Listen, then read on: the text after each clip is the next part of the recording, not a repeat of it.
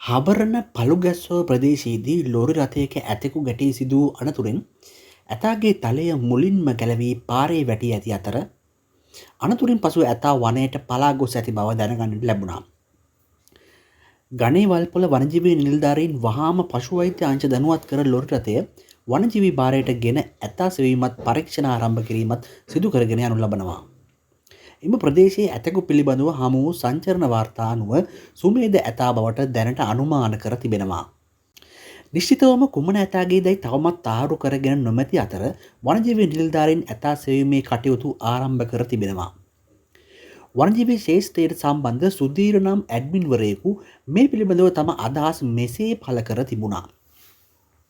මාර්තු 6 දින රාත්‍රියේ අවසන් වරට සුමේදගේ වීඩියෝ එකක් දැකීමත් සමග සුමේදගේ පින්තූරයක් අද දිනය තුල මුහුණු පොත තුලට දැමීමට සිතා නින්දට ගියේ සුමේද ඇතාගේ මතකයන් යලි සිහි කරවමින්. නමුත් අද දිනේ මෙම සිද්ධිය සැලවීමත් සමග කලබලයට පත් වූ මාගේ සිතේ කීවීම මේ අනතුරට මුණ පා ඇත්තේ සුමේද ඇත් රජු බවයි. මා හදිසියෙම කරේ කෝලිය ඇතාගේ මල සිරුර හඳුනා ගැනීමට සිදු කළ ලෙසටම ජංගම දුරකථනයේ තිබූ සුමේද ඇතුගේ ඇල්බමේ වූ පින්තූරවල ඔහුගේ දල සමග පාරේ වැටී තිබූ දලය සංසන්දනය කිරීමයි.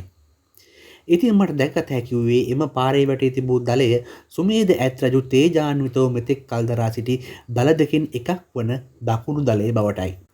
හැකි ඉක්මනින් සුමේද ඇතුව සොයා ප්‍රතිකාර කිරීමට පශු වෛද්‍ය නිලධාරී සහ අදාළ නිලධාරීන්ට හැකියාව ලැබේ යයි මම සිතමි.